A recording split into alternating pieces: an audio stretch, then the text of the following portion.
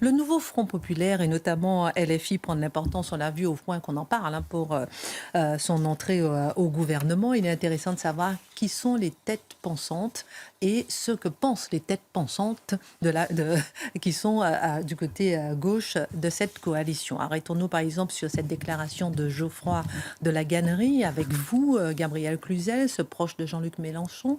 Il a posté sur les réseaux sociaux un certain message. La cible, la famille et la propriété privée. En clair, ce serait une sorte de fascisme. Exactement. Alors, je trouve que c'est intéressant de voir ce qu'il y a au-delà de l'augmentation du SMIC et de la retraite à 60 ans, qu'on monte comme une tarte à la crème dès qu'il s'agit de ce que pense la France insoumise. Vous aimez la cuisine, hein, Charles? Ouais. Hier soir, C'est de la grand-mère aussi, la tarte. C'est mon subconscient. Non, mais c'était quoi? Le Gifoutou. Vous avez retenu, vous avez testé, vous, hier soir. Vous avez testé. Alors, Geoffroy de La Gannerie est ce que l'on appelle un intellectuel d'extrême gauche. Donc, c'est un penseur, vous l'avez dit, de la France insoumise. C'est un normalien agrégé, docteur, expert en sciences sociales. Il est aussi prof dans l'enseignement supérieur. Il est très proche d'Assa Traoré, il appartient au comité d'Ama Traoré, il a coécrit avec elle Le combat d'Ama, et puis c'est un turiféraire, vraiment c'est un très grand admirateur de Jean-Luc Mélenchon, un soutien public depuis des années, et cette affection visiblement est réciproque. Et d'ailleurs Geoffroy de La Gannerie est apparu sur le meeting à Montreuil, je ne sais pas si vous vous souvenez de ce meeting à Montreuil, en soutien à Sabrina Ali Ben Ali, vous savez, la concurrente de Alexis Corbière qui a été mise de côté par Jean-Luc Mélenchon. Donc vraiment, il soutient ouvertement la France insoumise et donc il pense pour elle et son programme notamment. Alors il déteste évidemment Jordan Bardella et alors pour ceux qui s'intéressent à la sociologie des prénoms, par exemple comme Jérôme Fourquet, c'est toujours une curiosité amusante de voir un Geoffroy donner des leçons de classe populaire à un Jordan. Voilà. Bon. Alors il s'attaque donc à la famille. On en avait parlé une fois avec Charlotte Dornelas, mais ce n'est pas la première fois. Voilà, donc c'est pas la première fois. Et alors même avant la famille, il s'était fait tristement connaître par une attaque de la liberté d'expression.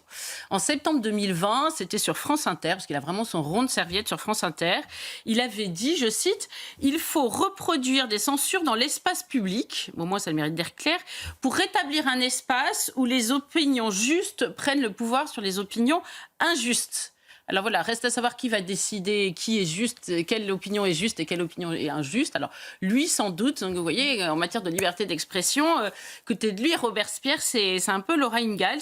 Donc du reste, en 2014, il avait co-signé une tribune dans Libération pour demander le boycott d'un salon du livre dans lequel il y avait vraiment un grand fasciste, selon lui. C'était l'historien et sociologue Marcel Gauchet. Voilà.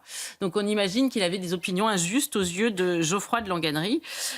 Donc voilà, ça en dit long quand même de ce que deviendra la liberté d'expression et la liberté d'opinion si la France insoumise arrive au pouvoir. Alors c'est pas pour autant qu'il n'a pas été réinvité. Vous savez, comment dire, le service public n'a visiblement pas de problème avec la promotion de la censure.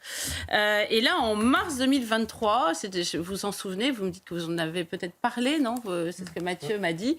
À l'occasion de la sortie de son livre 3, Une aspiration au dehors, chez Flammarion. Alors là, il a chargé la famille. C'était vraiment assez impressionnant. Alors, il a commencé par dire associer beaucoup la famille à la déperdition, à la tristesse, à l'ennui. Alors, pourquoi pas? Ça, c'est son opinion. Il y en a d'autres qui l'ont partagé avant lui. Mais il va plus loin. Pour lui, la famille est par essence conservatrice, égoïste, et fasciste, voilà, tout en subtilité, voilà. Tout en nuance.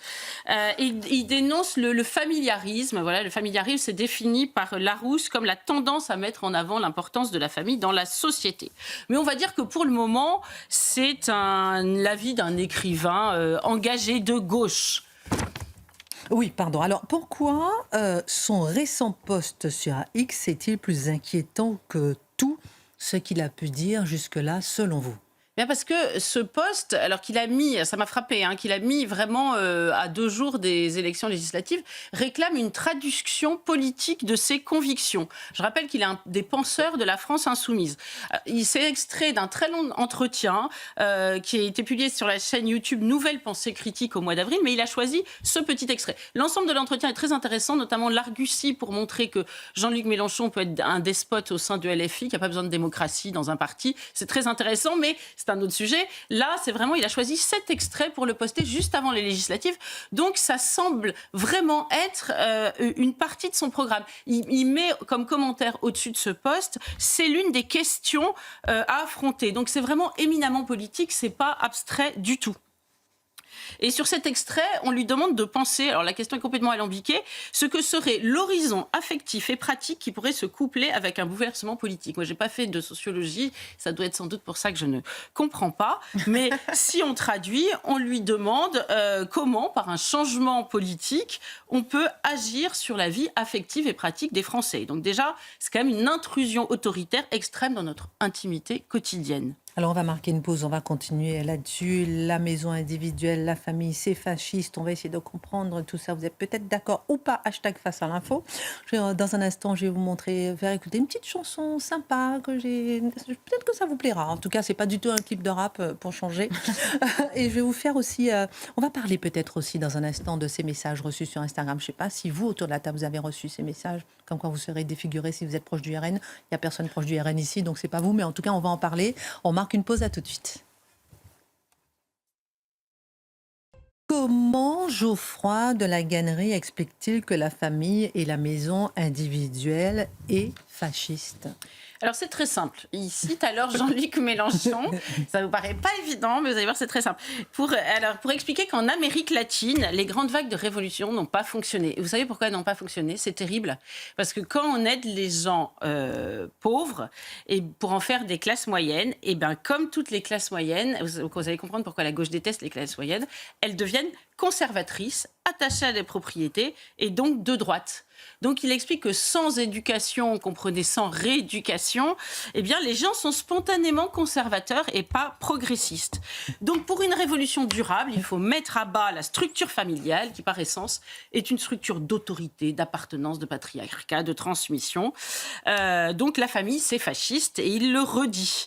Alors moi je trouve d'ailleurs ce serait intéressant de savoir ce que pense l'électorat de prédilection de la France insoumise qui est l'immigration de cette définition de la famille, de cette charge contre la famille. Mais ça, on ne leur a pas posé la question. Et la maison individuelle ? Alors, la maison individuelle, c'est autre chose. Il explique que c'est une idéologie. Oui, mais comment vous faites de l'idéologie avec la maison individuelle ? Moi, je croyais que c'était de la maçonnerie. Bah non, c'est l'idéologie.